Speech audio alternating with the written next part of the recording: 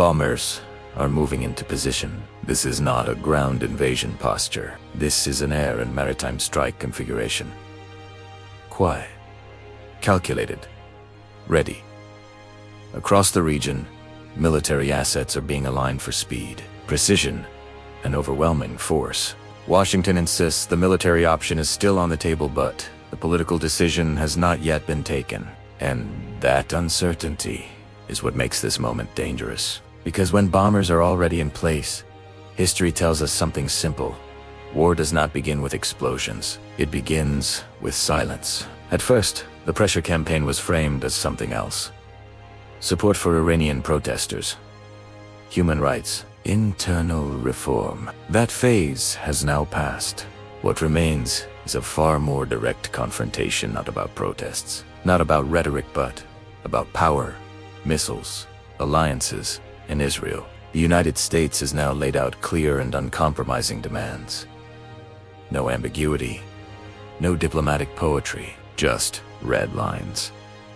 Washington wants Iran to reduce its ballistic missile stockpile and range, especially missiles capable of reaching Israel. Completely halt nuclear enrichment and all financing and backing of armed groups across the Middle East. And finally, remove any threat to Israel's security. From Washington's perspective, this is about containment. From Tehran's perspective, it is about survival. Iran's response is just as clear. Ballistic missiles are not up for negotiation. Recognition of Israel is rejected outright. On the nuclear issue, Iran says it is willing to continue talks but insists its regional role has already been reduced by years of war, sanctions, and pressure. And then comes the warning. If Iran is attacked, it will respond. Not symbolically, not diplomatically, but with ballistic missiles. Potential targets would include Israel and US military bases across the region, and Iran would not stand alone. Armed groups in Iraq say they will join the fight if Iran is attacked. The Houthis in Yemen have issued similar warnings. In Lebanon, Hezbollah has made its position clear.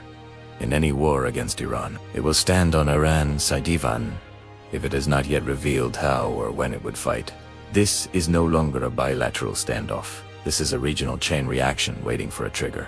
This confrontation is not only military, it is ideological. In a message posted publicly, Iran's supreme leader issued a warning invoking history, symbolism, and resistance. He compared the arrogance of power to Pharaoh at the height of his authority, a reminder of how Iran frames this moment. Not as a negotiation, not as a compromise, but as resistance. In this worldview, concession is weakness. Endurance is victory. On paper, the United States holds overwhelming military power, advanced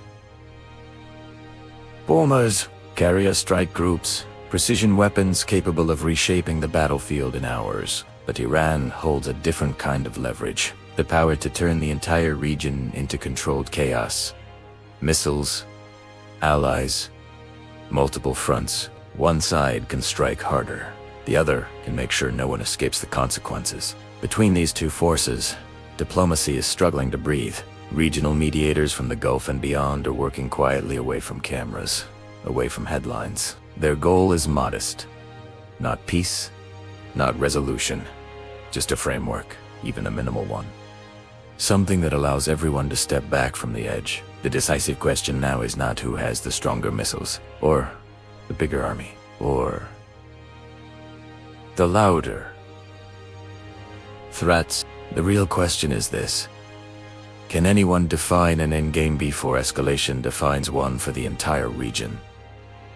And maybe beyond, because once war begins, control disappears, and history is rarely kind to those who believed they could manage chaos.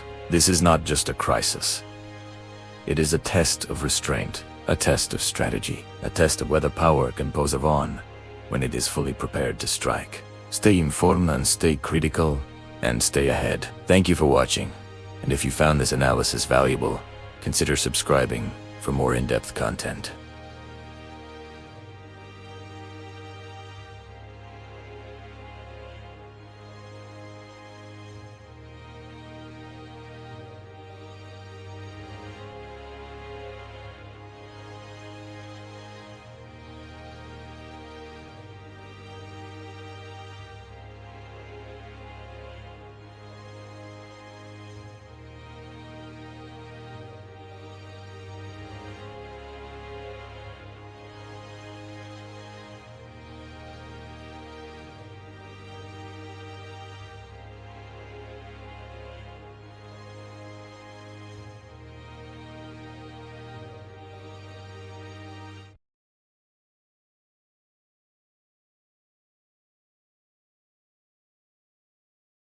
Thank you, Africa.